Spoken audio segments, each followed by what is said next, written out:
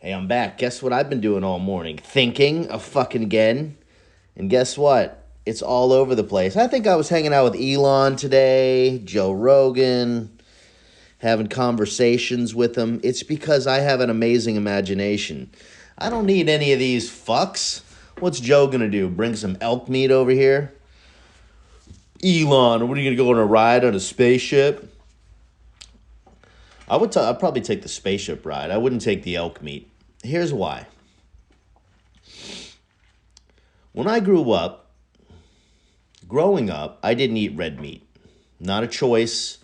It was a choice by proxy, right? My mom decided, and therefore we all ate that way. Whatever she was cooking up, that's what we had.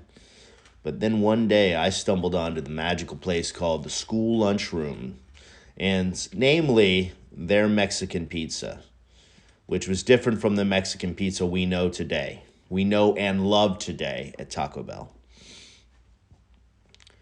Red meat. And so, boy becoming a man, I set out to try various foods. And there are still some foods that are awful. Mushrooms, can't get through them. The flavor's just not there. Seaweed, can't do it. I'll throw another controversial one out there. This is the one that lost when I was on top last time. I was up there with the Rogans, the Burrs. I was up there with Taylor Swift in view count, not in vocals. And this put me back down to zero. I said, I don't like seafood. Sorry, I can't get around the taste. Now, scholars have litigated for years as to the cause. I believe I have a very pronounced sense of taste, that I can taste and smell things at least an extra layer than most people. And I'm like, hey, do you smell that? And most people are like, no, I don't smell anything. Matter of fact, I have allergies. And I need to take some allergy medicine. And my day wasn't that. Hey, this isn't about you. Do you smell that? I smell that. Oh, the gas is on. You didn't smell that? You would have died if it wasn't for me. Do you smell that? Do you smell that? Smells like either someone started a fire or someone started a fire outside. Now, we need to go outside and look and get on the news because there's a very, very high probability that it's going to wipe out everything we love. Let's just make sure. That happened one time. So if you haven't guessed by now, we're in the great state of California. And by great, I just mean that there are fires all the time. And no gas. The politics are questionable unless you happen to like being locked inside your house, which is probably why I don't mind it. I called my buddy and I said, yeah, nah, man, I mean, it's been fine. He's like, what do you mean it's been fine?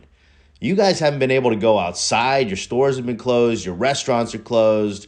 You got to wear masks, all that. He's in Florida, so obviously none of this applies to him. And I said, yeah, I guess it just hasn't really been that bad. Now, here's the spoiler alert. I've been sitting in my house going through some type of a mental collapse of the mind, and also working remotely. So it was kind of a bonus, right? It all worked out. A win-win situation, as they call it. Sitting here at home, and then they come out and they say, hey, you need to stay in your house for 2 weeks. Everyone says this story. 2 weeks to start, and then it became 7 years. I get it. They're never giving back the power. Honestly, I still kept going out. I drove around until I find stores that were open. I'd wear my mask. Okay, is this what I need? I need to wear this mask that I bought at Home Depot to go into Home Depot? No problem. It was sitting in my truck anyway. I've been doing drywall all day. And you see my outfit? Yeah, I'm dressed doing press. And then 6 hours later, I'm walking out of Walmart with a bunch of not Walmart, Home Depot with a bunch of shit that's going to keep me busy for the next year. And guess what? I bought all that lumber before inflation and COVID. All that lumber was sitting there in my backyard drying out. Bonus part 2. And then I stared at this pirate ship that I built in my backyard so long I didn't like it anymore. It's just like staring at your wife or your husband. After a while, you're just like, I don't like you anymore. Not because you, just because. And I'm going to take you apart and turn you into an outdoor kitchen. And that's what I did. I did have to go and spend probably another 150, 200 bucks because I had to replenish the screws. Guys and girls know that's 40 bucks right there. You go to Home Depot to get some tape, right? You come back, it's 50 bucks. What'd you go in there and buy? Well, the tape you needed, right? You wanted me to paint this wall, and you want me to fix that bed? Hey, how do you put a bed together? I'll wait.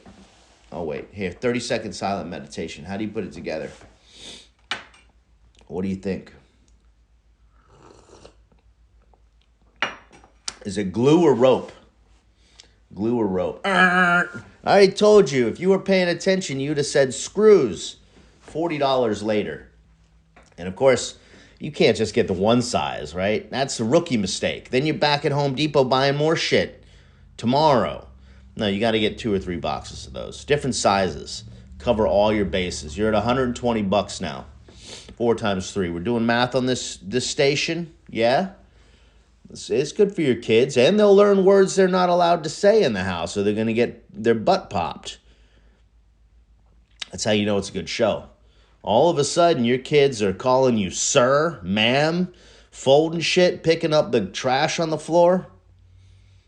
You're welcome. I don't know if I could say it any other way. That you owe me. All right. That's it. That's all I wanted to say. And I'm going to cut it off. Because otherwise I'm not going to go through and edit it. Oh, 80808. And we're out. Hey, thanks for tuning in. Thanks for staying here. And just being the coolest son of a bitch on the other side. We'll talk about your mom later. 80808. Thanks for listening. BANGMART podcast live stream fail live. Oh.